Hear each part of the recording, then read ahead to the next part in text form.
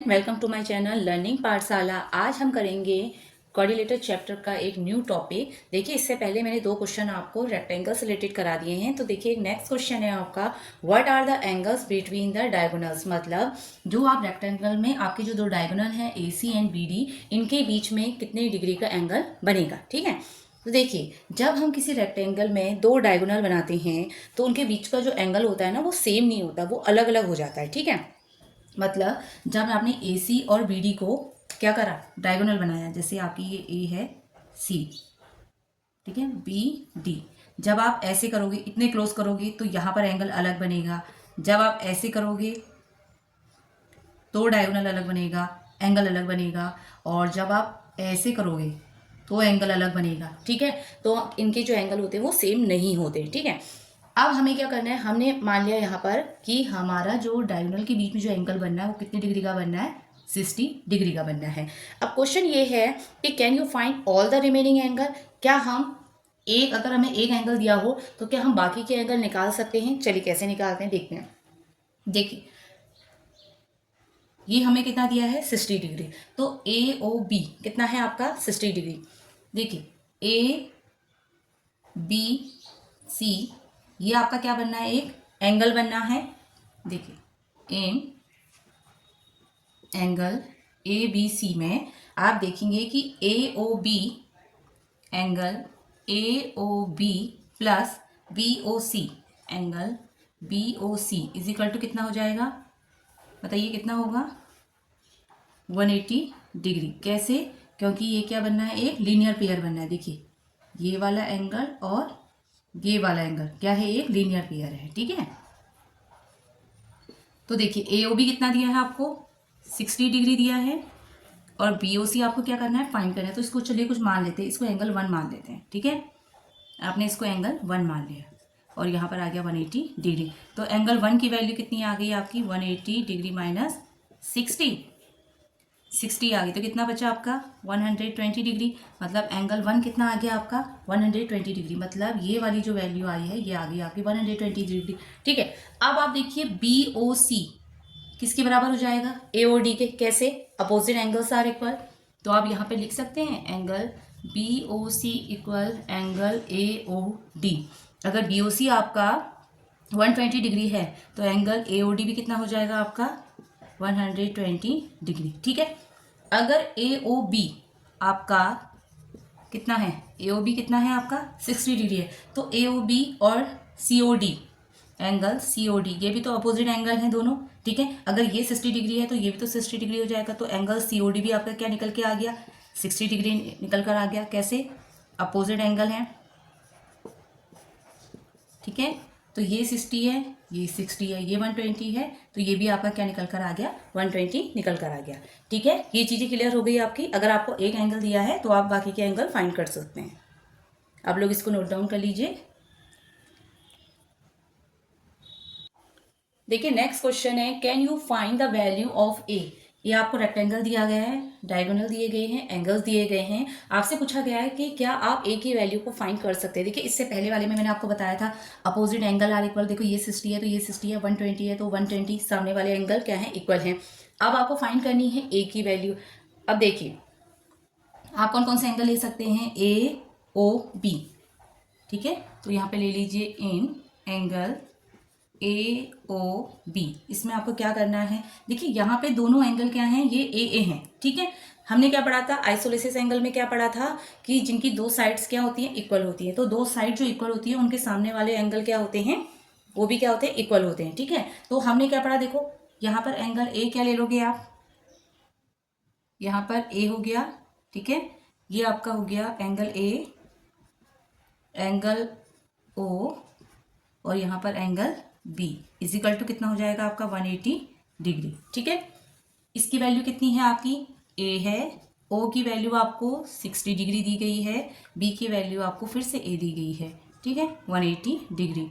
A और A कितना हो जाएगा आपका, 2A plus 60 degree is equal में 180 डिग्री। 2A की वैल्यू निकालने के लिए क्या करना पड़ेगा, 180 में से 60 आपको माइनस करना पड़ेगा, यहाँ पर आ जाएगा 120 डिग्री 2A की वैल्यू। ए से इसको कट कर दीजिए, 2 से कट कर दीजिए इसको, तो ए की वैल्यू कितनी आ जाएगी, 2 6 12 और यहाँ पर 0, मतलब ए की वैल्यू कितनी आ गई, 60 डिग्री आ गई। मतलब ये भी आपका 60 डिग्री है और ये भी आपका क्या है, 60 डिग्री है। तो देखिए तीनों एंगल कितने डिग्री के हो गए, 60 60 60 60, मतलब 180 डिग्री के तीनों मिलकर क्या बन गया, एक एंगल बन गया। ठीक है, तो ये चीज़ें क्लियर होगी। ए की वैल्यू हमने फाइन यहाँ पर कर ली है, आप लोग इसको नोट डाउन कर लीजिए।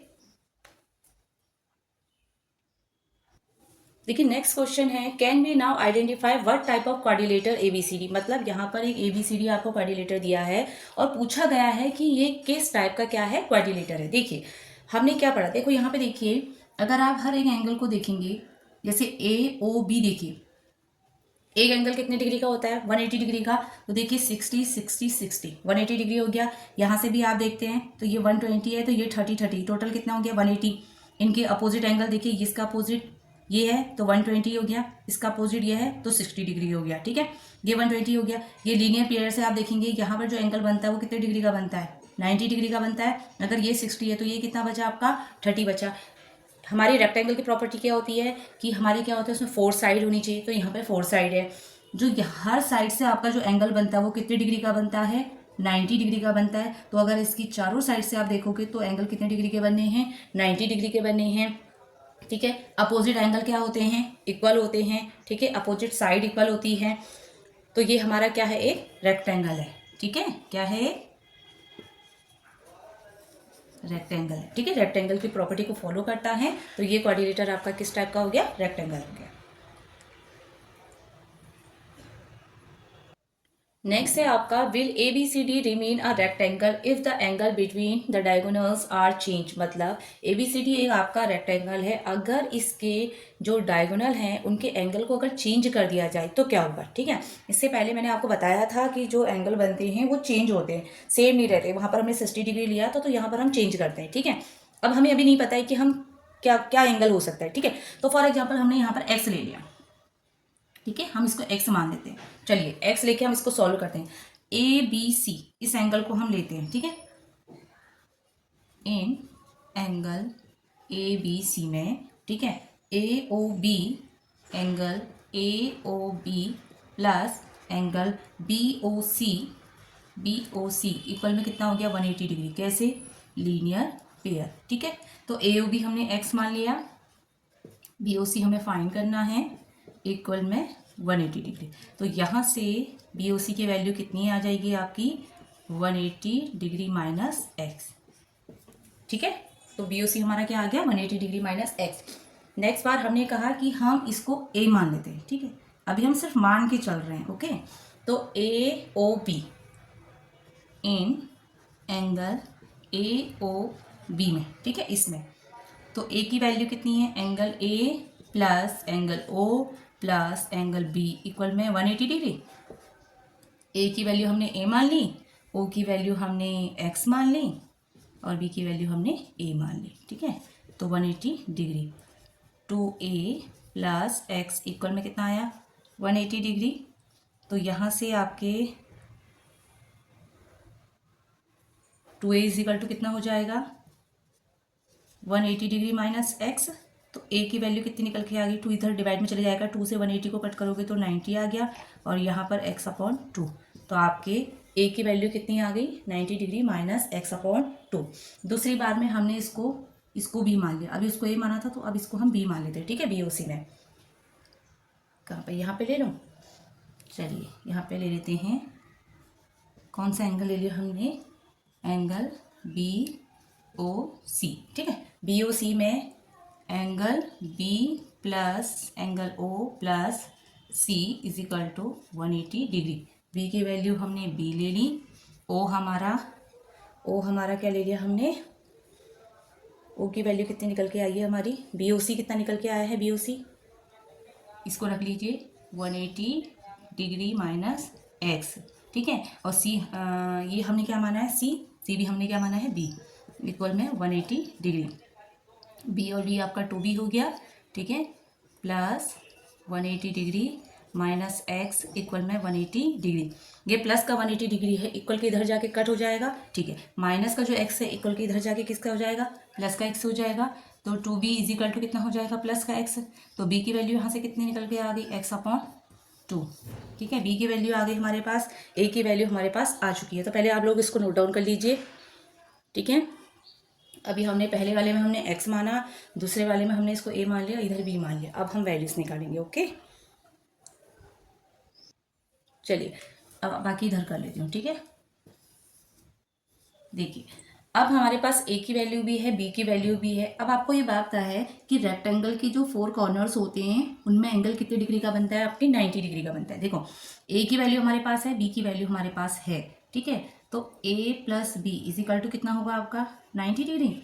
a की वैल्यू कितनी है 90 degree minus x/2 plus b की वैल्यू कितनी है x/2 इक्वल में कितना है 90 डिग्री। ये दोनों कट हो गए। ठीक है, ये दोनों क्या हो जा रहे हैं हमारे कट हो जा रहे हैं। तो देखो हमारा आ जा रहा है ना a प्लस बी की वैल्यू आ जा रही है ना 90 डिग्री, मतलब सेम आ रहा है। हमको a प्लस बी हमारा कितना आना चाहिए था 90 आना चाहिए था। जब हम a और b की वैल्यू रख रहे हैं उनको आपस में कट कर रहे हैं तो हमारे पास 90 बच जा रहा है। इसका मतलब हमारा जो हमने वैल्यू लेके चले थे ये हमारी बिल्कुल ठीक है। ठीक है,